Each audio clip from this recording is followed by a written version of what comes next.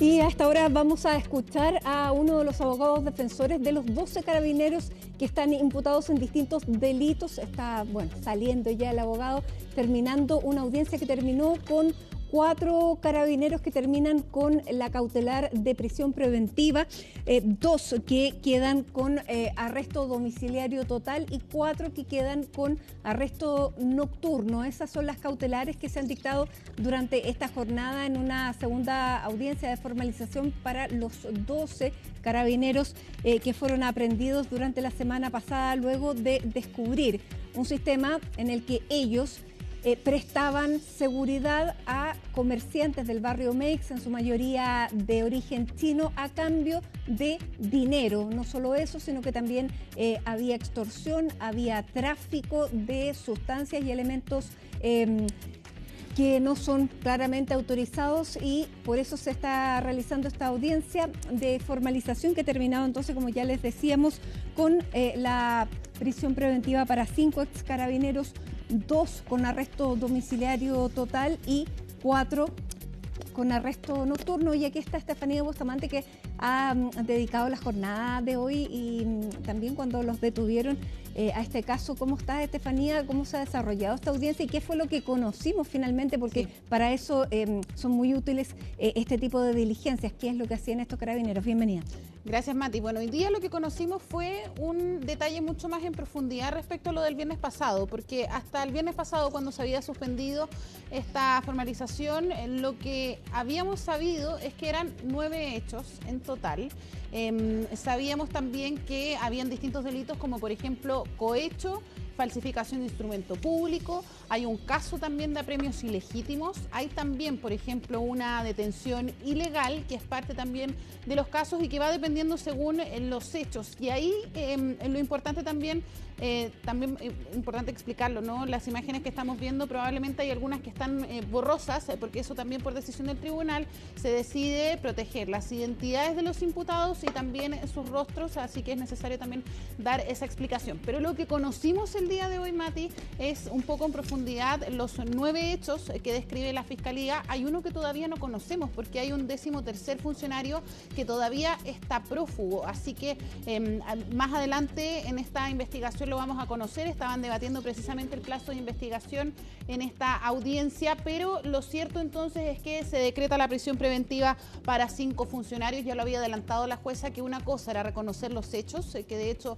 lo que dice el juzgado de garantía, el 7º juzgado de garantía, es que se reconocen los hechos, pero hizo estas distinciones con las medidas cautelares, considerando lo que habíamos conversado la semana pasada. Habían algunos imputados que estaban mencionados en más de alguno de los 9 hechos, habían otros que estaban solamente en uno, y es por eso que se toma ese criterio. Una de las cosas que, por ejemplo, conocimos durante la jornada es cómo estos carabineros, que recordemos operaban en la segunda comisaría de Santiago, son hechos que se investigan entre 2022 y 2023, era cómo ocultaban, Mati, esta coima, cómo era este código que usaban con los locatarios chinos en el barrio Meix, que de hecho, según las declaraciones de testigos, y esto es lo que sostiene la Fiscalía, se daba cuenta de cómo en el lugar se comentaba, por ejemplo, para hablar de una eventual coima, un eventual pago hacia carabineros, se hablaba de pagarles un café a los funcionarios. Incluso ellos pedían a veces dinero para café,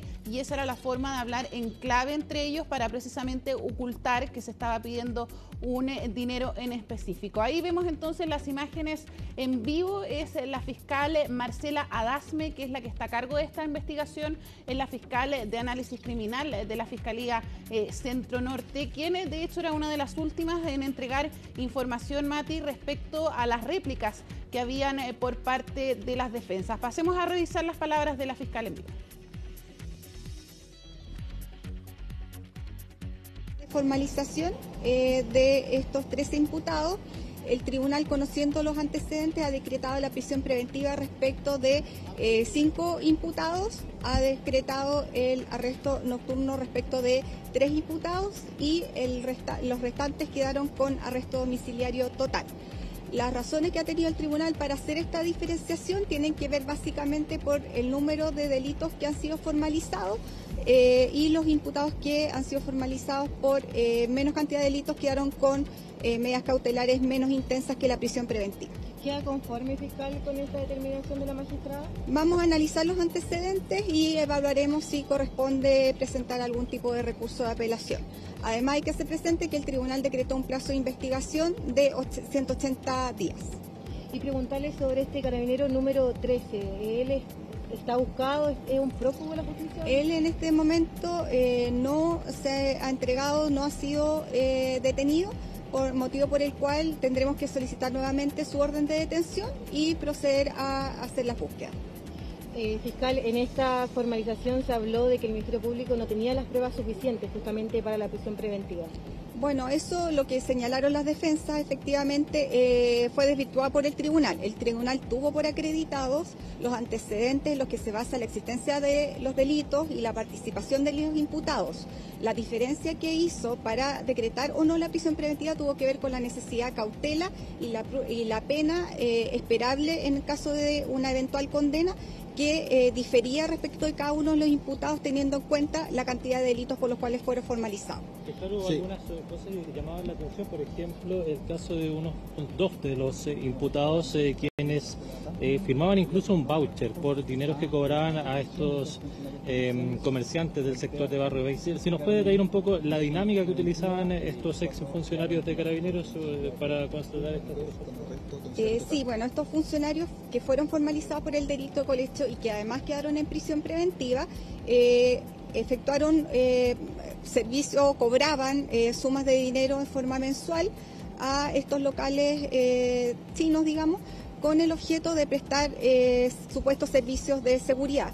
Y en efecto, cuando recibían muchas veces estas sumas de dinero, firmaban una especie de comprobante de el pago realizado. Fiscal, estamos en vivo para televisión, si nos puede reiterar la información respecto a las cautelares con las que quedaron estos funcionarios, ex funcionarios de Carabineros de la Segunda Comisaría de Santiago.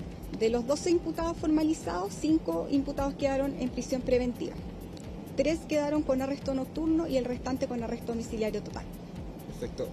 ¿Se podría vincular a estos funcionarios con otro tipo de bandas que estarían operando en el sector del Barrio Meix? Por ahora no, sin perjuicio de lo cual es algo que durante estos 6 meses de investigación tendremos que investigar. Fiscal, estos exfuncionarios tenían un modus operandi, incluso para poder hacer estas fiscalizaciones de tránsito, tenían un modo que usted mencionó, el abogado de la Fiscalía, acerca de que pedían un café para poder solicitar dinero. ¿Podría ser una práctica generalizada? ¿Se nos puede contar un poquito más acerca de esa indagatoria realizada? Más que una práctica generalizada, era una forma de entenderse con los funcionarios de nacionalidad china.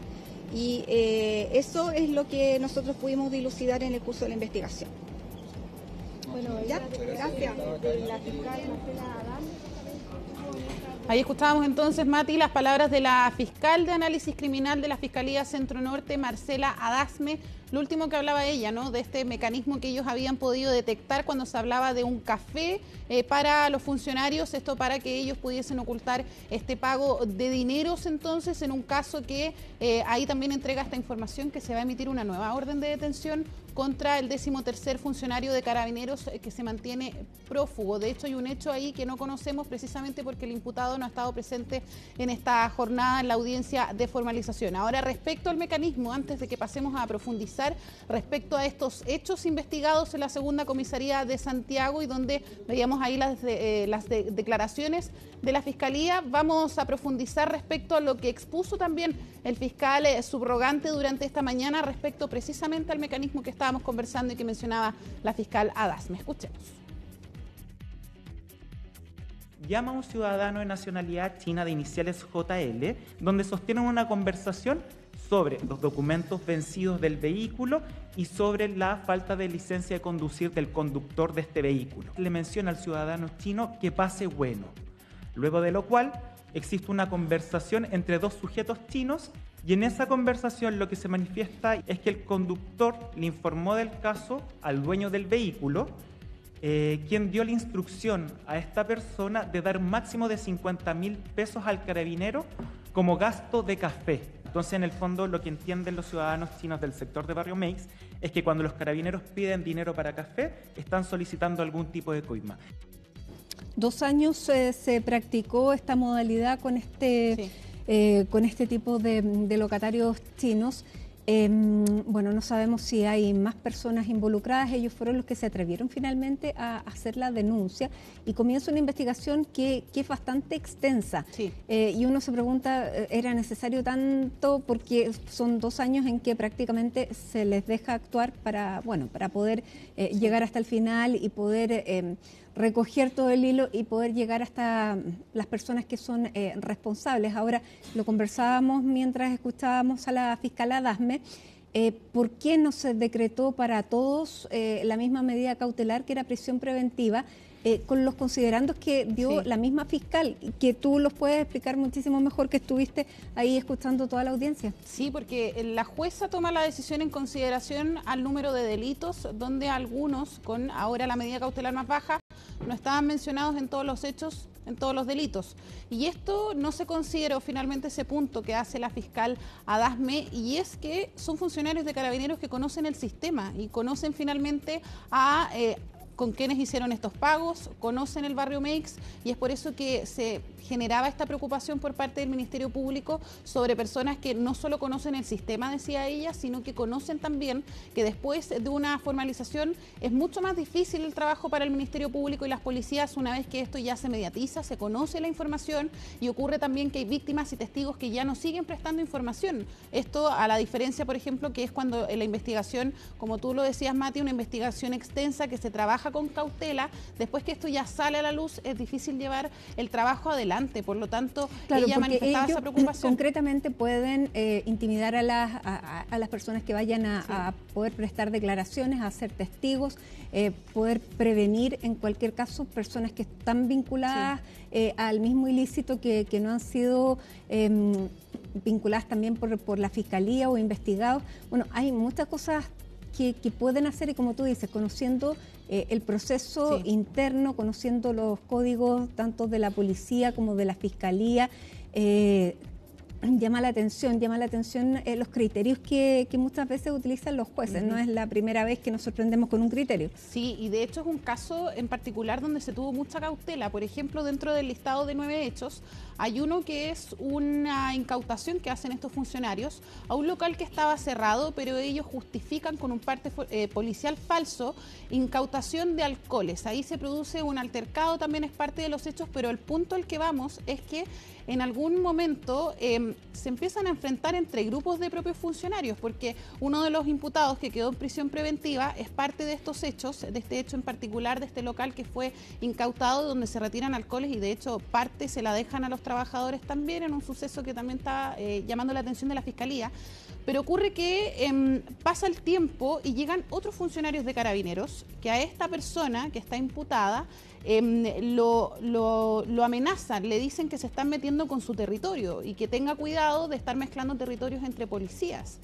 Lo que ocurre ahí finalmente es que este imputado, viendo esta amenaza de colegas, de sus compañeros, va con un superior a hacer una denuncia. Él, incluso habiendo hecho esta incautación y este parte policial falso, ante la amenaza de sus compañeros, los entrega de cierta forma, va a acusarlo con un superior, acusa a otro compañero también con el que él mismo había trabajado en otros hechos que están apuntados por la Fiscalía, y eso lo hace precisamente para salir del foco de la investigación.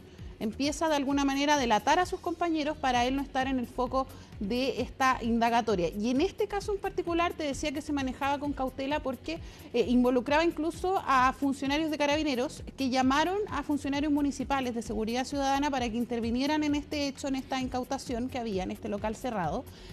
Ahí se le pregunta la jueza por qué no se consideró, por ejemplo, el relato de funcionarios municipales, que fueron los que participaron ahí, y precisamente la Fiscalía responde que era para mantener bajo estricto cuidado esta investigación. Consideraban que si ampliaban el rango de personas que sabían de este caso, podían finalmente cruzarse la información, y es a eso donde apuntaba la Fiscalía, que una vez cuando ya estos hechos se conocen, es mucho más difícil poder acceder a información o personas que estén dispuestas a poder entregar antecedentes nuevos que puedan servir para esta indagatoria. Hay varios hechos, Mati. ¿Y la Fiscalía puede recurrir a esta decisión del juez? Sí, puede apelar a esta decisión.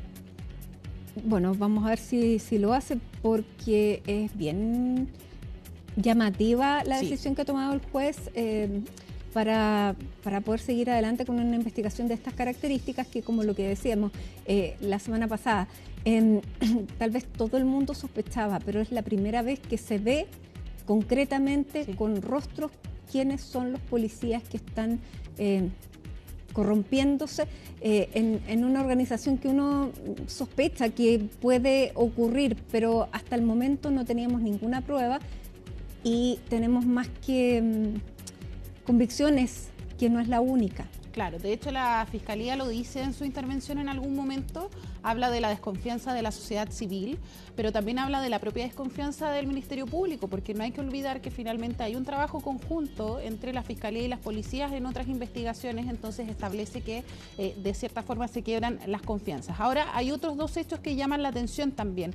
Uno es de apremios ilegítimos de un funcionario que de hecho quedó en prisión preventiva, que golpea a un locatario chino, esto también sin la justificación, no se justifica bajo ningún motivo, pero se entregaban informaciones. Entonces vamos a escuchar también, lo vemos ahí en la imagen, a una de las abogadas defensoras precisamente de este caso, de uno de los 12 carabineros. Pasemos a revisar también parte de lo que comenta en vivo la abogada.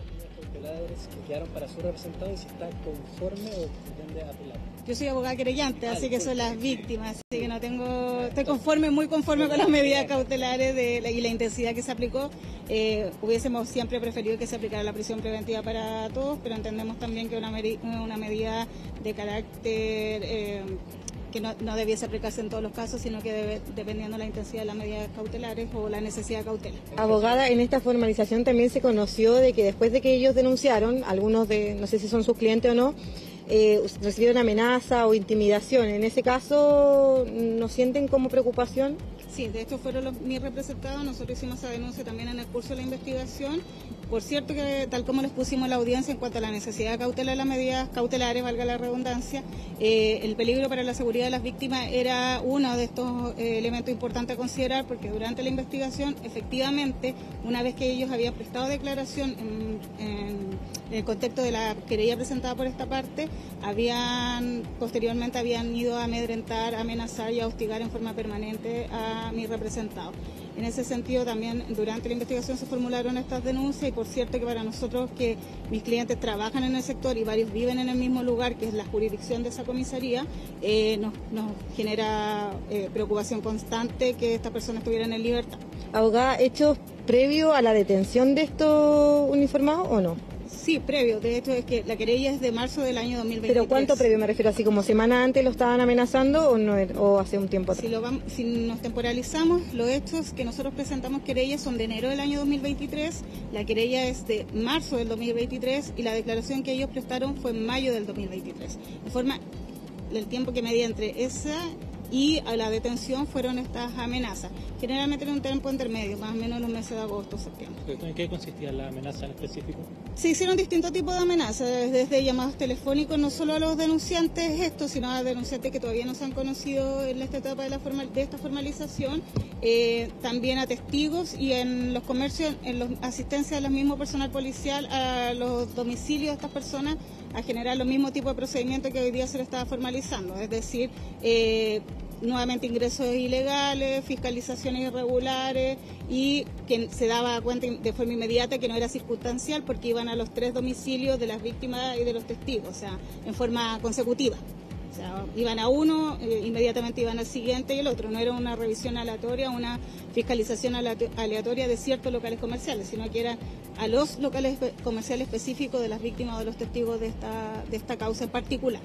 Además de las amenazas, ¿de qué otra manera se vieron afectados sus clientes? Estos carabineros exfuncionarios también cobraban por cierta seguridad, entre otros delitos. Sí, lo que pasa es que en el caso de los dos de los hechos que yo relato no tienen que ver con el cobro por seguridad, sino más bien por el cobro en el primer caso, una represalia más bien haberse negado a efectuar cualquier pago por cualquier tipo de seguridad. Y ahí directamente se inventa un procedimiento policial. En el caso del número 7, que es el que ustedes han visto en la prensa, en los diversos videos, este control de identidad que se hace en Toesca, ahí directamente se pide una cantidad de dinero de 500.000 pesos por no seguir o no continuar con ese procedimiento policial con una posterior detención. por esto esas personas estaban transitando la vía pública, no estaban cometiendo ningún ilícito que habilitara ni siquiera un control preventivo de identidad. En los otros 2 casos que yo represento, ahí sí hay un contrato, de hecho literal, porque hay unos documentos que se firmaban con esta prestación de servicio, donde se ofrece estas labores de seguridad en esas tiendas. Pero tal como lo señalaba anteriormente también, pese a las negativas iniciales de los comerciantes de acceder a este servicio, estas negativas no se podían mantener en el tiempo, porque cada vez que ellos no accedían a esto, eran hostigados permanentemente con fiscalizaciones varias en el mismo día. Los vehículos policiales se paraban en el frontis de estos locales, hacían control de identidad de las personas que ingresaban. Por lo tanto, también había una casi obligación o una necesidad de ellos para poder funcionar en sus locales de acceder, comillas, a esta prestación de servicio. ¿Estos supuestos contratos por seguridad tenían alguna validez legal? No, ninguno. De hecho, los comprobantes que nosotros tenemos es de los pagos que se realizaban, que eran firmados con los apellidos de los funcionarios y con nombres falsos. Gracias, abogada.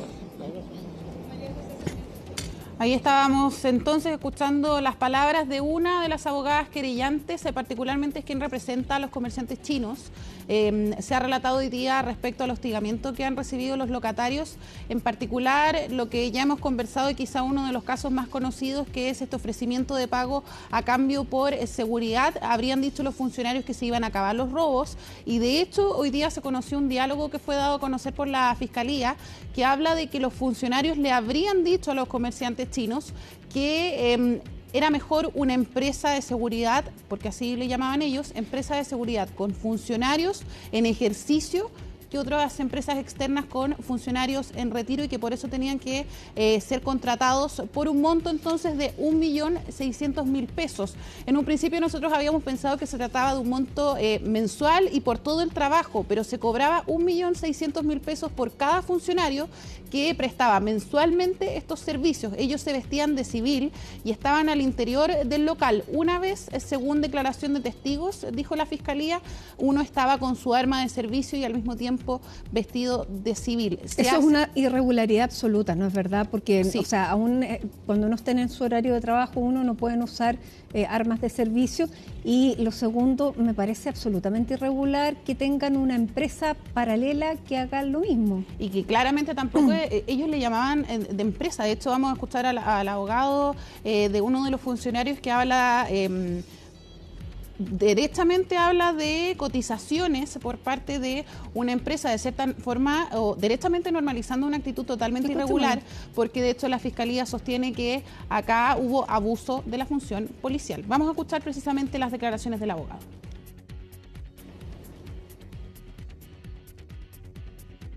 Puede parecer una locura a los señores fiscales lo que voy a decir, pero esto es un contrato de prestación de servicio entre una empresa y funcionarios o exfuncionarios de Carabineros que prestan un servicio legal de seguridad en horarios fuera de su trabajo.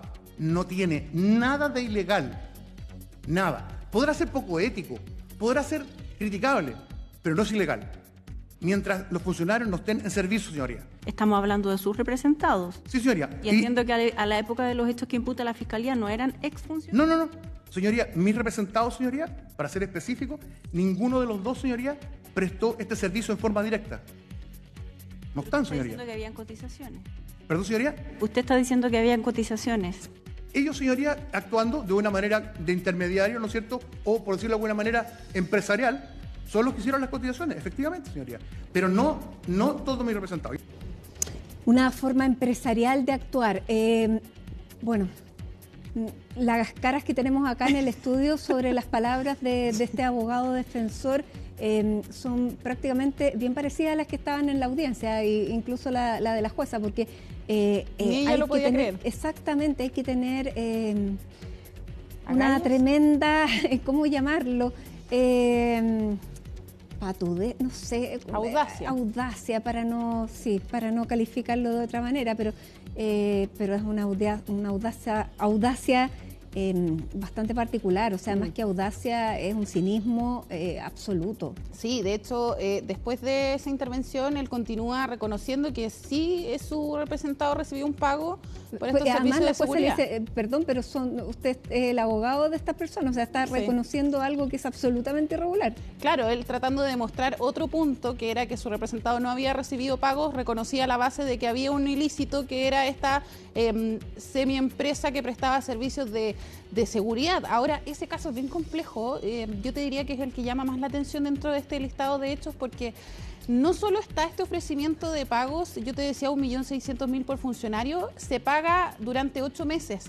Pero los propietarios, los ciudadanos chinos, comienzan a darse cuenta que el trabajo tampoco se estaba realizando. O sea, si estamos hablando de de una protección, no se estaba haciendo esta protección policial y ellos se niegan a dejar de pagar, y ahí está lo que hablaba la abogada, recién la escuchábamos en vivo.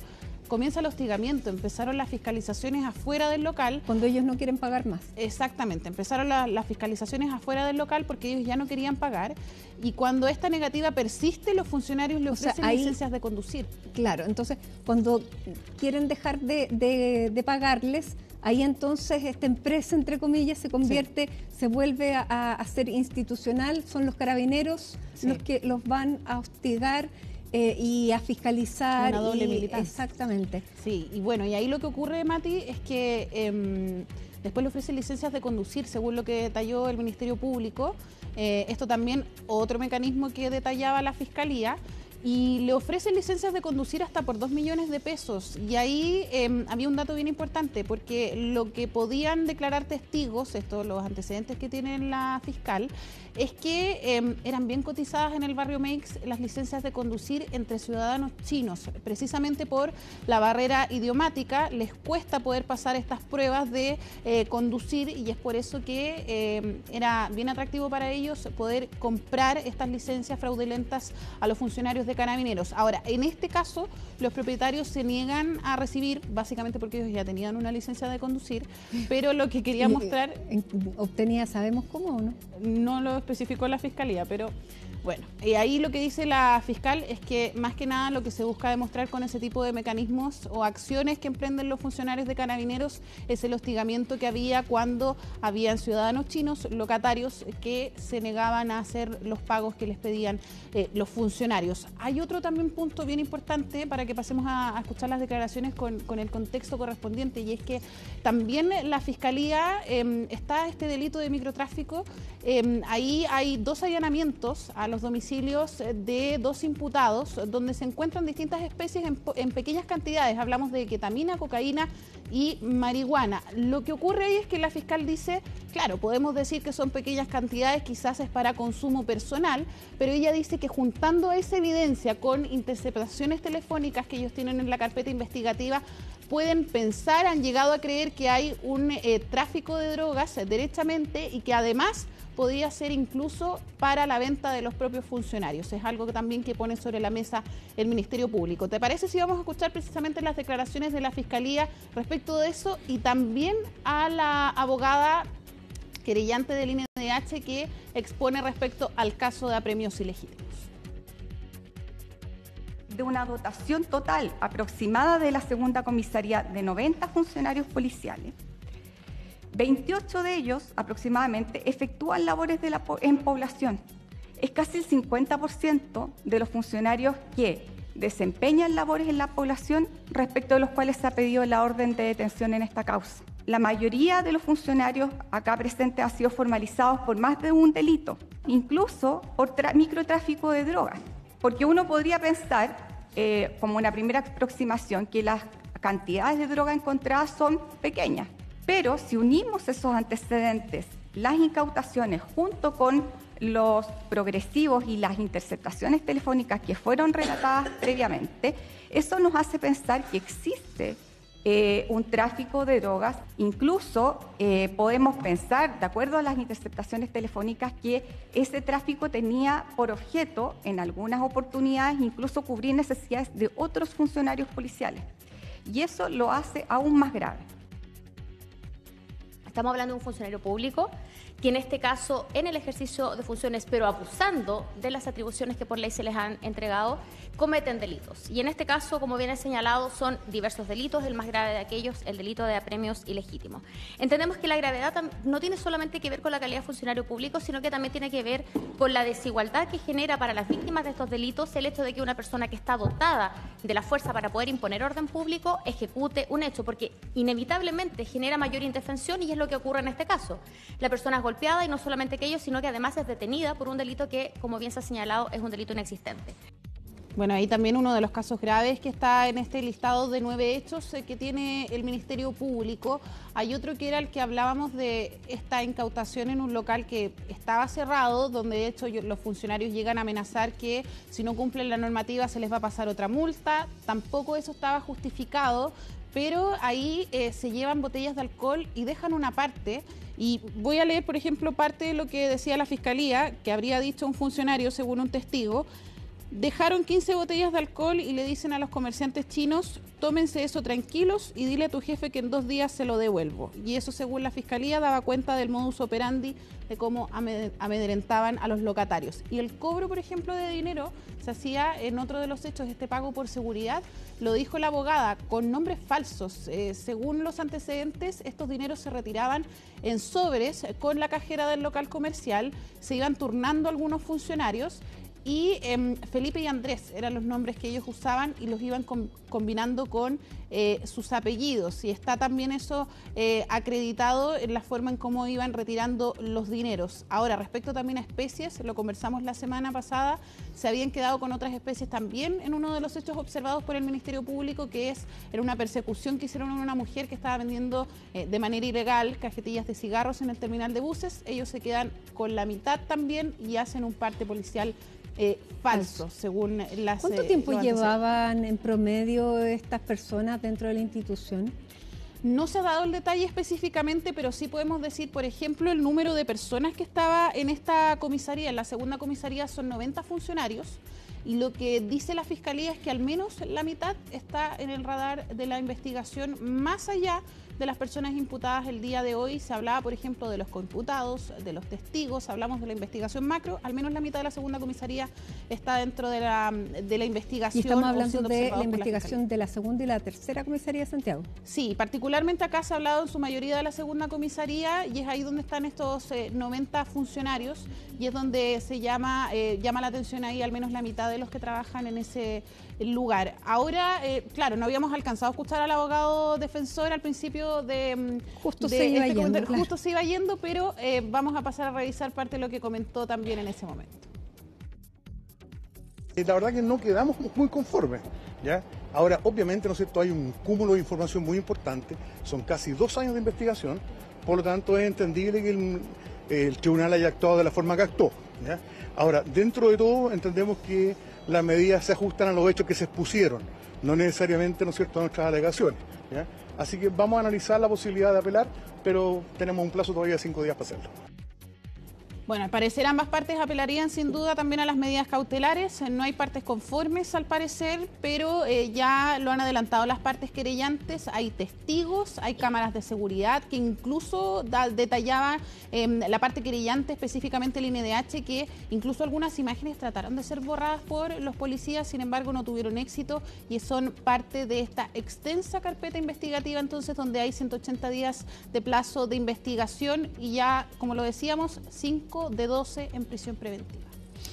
Bien, vamos a ver entonces cómo sigue esta investigación y si efectivamente se va a apelar a esta decisión de la jueza, porque como lo planteaba la misma abogada de los comerciantes chinos y el análisis que se hacía también en la audiencia, lo hacías tú, es que esta cantidad de involucrados que queda prácticamente en libertad, porque pueden acceder a sus teléfonos, pueden reunirse con personas en arresto domiciliario nocturno, pueden hacer muchísimas cosas, pueden seguir extorsionando, pueden amenazar, pueden infinita cantidad de cosas. Va a depender de la fiscalización finalmente que se haga, porque ellos quedaron con arraigo y con prohibición de acercarse a terceros específicamente, pero eso pero el acercamiento no solamente físico, sino que hay múltiples tipos de acercamiento. Bueno, muchísimas gracias, Estefanía. Un caso que debiera convertirse en icónico por la acuciosidad y la persecución que se haga de este tipo de delitos en una institución como la que es Carabineros, y que el propio general de Carabineros los ha calificado como delincuentes. Muchas gracias.